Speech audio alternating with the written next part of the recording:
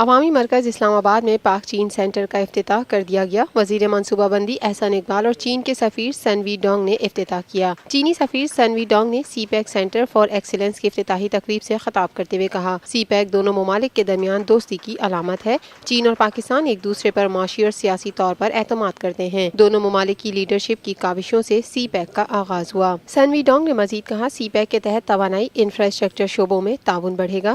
سی pack سے پاکستان میں معاشی سرگرمیاں بھی بڑھیں گی۔ عالمی اداروں کے مطابق پاکستان دنیا میں تیزی سے ترقی کرنے والا ملک ہے۔ سی پیک سے مقامی اور غیر ملکی سرمایہ کار کا اعتماد بحال ہوگا۔ چینی سفیر نے مزید کہا، پاکستان میں 22,000 میگا واٹ بجلی پیدا ہو رہی ہے۔ پاکستان میں بجلی کی طلب 33,000 میگا واٹ ہے۔ 11,000 میگا واٹ بجلی سی پیک فریم ورک کے تحت پیدا کی جائے گی۔ وزیر منصوبہ بندی اور ترقی احسان اقبال نے سی پیک ایکسیلنس سینٹر سے خطاب کرتے ہوئے کہا، 21ویں صدی ایشیا اور چین کے لیے ہے۔ سی پیک کے ذریعے معاشی اور علمی انقلاب آئے گا۔ آج سی پیک کے اہم ریسرچ سینٹر کا افتتاح ہوا ہے۔ ریسرچ سے معیاری ترقی کا فروغ ممکن ہوگا۔ سی پیک سے خطے میں پائیدار ترقی کو فروغ ملے گا۔ احسان اقبال نے کہا، 4 سال پہلے پاکستان کو عراق اور افغانستان سے خطرناک ملک قرار دیا گیا۔ کوئی غیر ملکی پاکستان میں $1 سرمایہ کاری پر تیار نہیں تھا۔ سی پیک منصوبے کے بعد پاکستان میں حالات میں بہتری آئی۔ مشرف کے مارشل لاء کے بعد ملک کو بغیر منصوبہ بندی کے چلایا گیا۔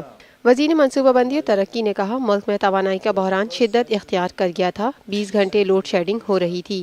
سی پیک فریم ورک کے تحت 2018 میں لوڈ شیڈنگ ختم کر دی جائے گی۔ 14 سال میں توانائی کے شعبے میں کوئی سرمایہ کاری نہیں کی گئی۔ یہ ہے TNN TV، دیکھتے رہیے تازہ ترین خبریں اور ایکسکلوزیو رپورٹس۔